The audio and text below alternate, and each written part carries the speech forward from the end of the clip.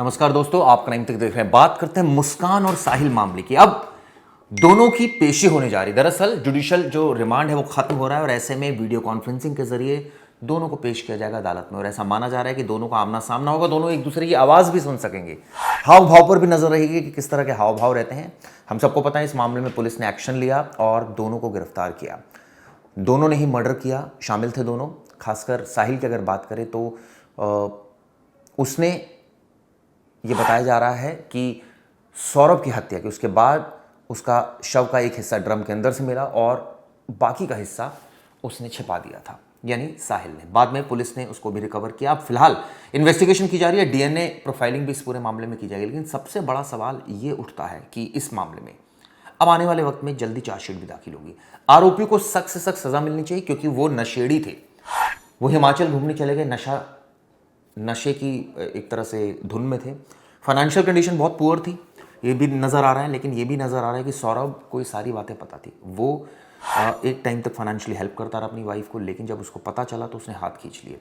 इस बीच साहिल उसकी ज़िंदगी में आया, मुस्कान के, और दोनों ने साथ रहने की बात कही और दोनों साथ रहने लगे, रिलेशनशिप में चले गए। परिवार ने इस बात का विरोध भी किया, लेकिन कोई परवाह नहीं रही किसी को भी। और एक वक्त ऐसा आया कि जब सौरभ की हत्या की प्लानिंग कर डाली, क्योंकि वो उनको रोकता था, नशे के लिए टोकता था, वो बीच में रोड़ा था। उनको लगा कि इसको मार देंगे तो सारी चीज़ें साफ हो जाएंगी। लेकिन वो ये भूल गए कि जीवन चलाने के लिए पैसों की ज़रूरत पड़ती है और ऐसे में पैसा कहाँ से कमाएंगे। क्या मकसद था? सौरभ की प्रॉपर्टीज़ कितनी थी, उसके अकाउंट्स कितने थे, वो कितने पैसे कमा रहा था, और वो क्या उसके पास कहीं और से भी पैसे आ रहे थे। ये पुलिस की इन्वेस्टिगेशन का एक बहुत मेजर पार्ट है। साथ साथ मुस्कान के अकाउंट और साहिल के अकाउंट को भी खंगाला जा रहा है। इसके अलावा मुस्कान की फैमिली के अकाउंट्स को भी खंगाला जा रहा है, सौरभ की फैमिली के अकाउंट्स को भी खंगाला जा रहा है, ताकि पारदर्शिता रहे कि किसने किसको कितने रुपए दिए, कब कब दिए, क्या दिए भी या नहीं दिए। ऐसी तमाम जानकारियां खुलकर सामने नहीं आई हैं हालांकि इस मामले में, लेकिन फिर भी इन्वेस्टिगेशन जारी है। हालांकि अपडेट्स जेल से लगातार आ रहे हैं। कभी जो साहिल है वो कहता है मुझे खेती करनी है, जबकि सिलाई कढ़ाई का काम अब मुस्कान के हवाले हो गया। नशा दोनों से छूट चुका है, अब दोनों अलग अलग बैरक्स में हैं और ऐसे में सख्ती उनके ऊपर बरती जा रही है, निगाह भी रखी जा रही है। सीसीटीवी से दोनों पर निगाह रखी जा रही है, उनकी हरकतों को वॉच कर रहा है जेल प्रशासन, ताकि हरकतों पर नज़र रख रहा है, मैं कहूँगा तो कुछ गलत नहीं होगा, कि ताकि उनको मूवमेंट का पता चलता रहे। दूसरी तरफ उनको कुछ कैदियों से अलग भी रखा गया, जो दुर्दांत कैदी है उनसे अलग रखा गया है। ऐसा ना हो कि कोई घटना उनके साथ मेरठ जेल में हो जाए, इस बात को ध्यान में रखते हुए फिलहाल इस मामले में अभी जैसे मैंने आपको बताया कि ये सारे पहलुओं पर इन्वेस्टिगेशन जारी है। चार्जशीट जल्दी फाइल होगी। इसके अलावा जेल से अलग अलग खबरें आ रही है। शुरुआत में खबर आई कि दोनों नशा चाहते हैं। जेल प्रशासन ने ऑब्वियसली महिला जेल और पुरुष जेल अलग अलग है, अलग कर रखा था, रिहैबिलिटेशन सेंटर में डाला, वहाँ जो जेल के अंदर मौजूद होते हैं।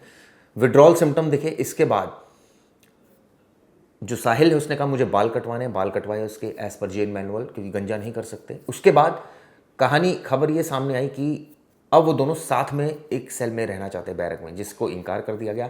दोनों को एक लॉयर भी मिला है, रेखा जैन, जो उनसे मिलकर भी आ गई है, उनके केस को समझा है और किस तरह से आगे केस में उनका रोल रहेगा, बहुत सारी चीज़ें रेखा जैन ने उनसे पूछी है। अब इस मामले में जो सबसे अहम है वो चार्जशीट है। इसके अलावा अब जो लेटेस्ट है, आज उनकी पेशी है, जिसके बाद हाव भाव देखने लायक होंगे किस तरह के रहते हैं। हम सबको पता है कि जब साहिल को कोर्ट में पेश किया जा रहा था उसके साथ मारपीट हुई थी, क्योंकि वकील काफ़ी भड़के हुए थे। उनका कहना था कि इसने जो हरकत की है वो क्षमा योग्य नहीं है। इंसान कई बार बहुत बड़ी बड़ी गलती कर देता है प्यार मोहब्बत में, या ये कहें कि सो कॉल्ड प्यार मोहब्बत में, या ये कहें कि इस उम्र में तो अपनी फाइनेंशियल ग्रोथ के बारे में सोचना चाहिए था, कैसे इन चक्करों से दूर रहकर अपना करियर कैसे बनाया जाए। लेकिन इन दोनों ने वो नहीं सोचा। इन दोनों को प्यार इतनी बड़ी चीज़ लग रही थी कि मुस्कान ने अपना बच्चा छोड़ दिया, उसका फिक्र नहीं की, अपने पति की फिक्र नहीं की, अपने परिवार की फिक्र नहीं की, अपने इन लॉस की फिक्र नहीं की, और वो चल पड़ी साहिल के साथ। क्योंकि साहिल तो कुंवारा था, उसको क्या टेंशन, वो भी अपने परिवार से अलग रह रहा था, यानी उसके पिता नोएडा में रहते हैं और वो अपनी नानी के यहाँ रह रहा था। तो कहने का मतलब ये है कि दोनों एक अलग ही दुनिया में, एक कहा जाए कि एक ऐसे वर्ल्ड फैंटेसी वाले जीवन में रह रहे थे, जीवन जी रहे थे, और ख़ासकर नशा उनके ऊपर इतना हावी हो गया था। पुलिस ये भी पता लगा रही है नशा कहाँ से खरीदते थे, कौन इनका सप्लायर था।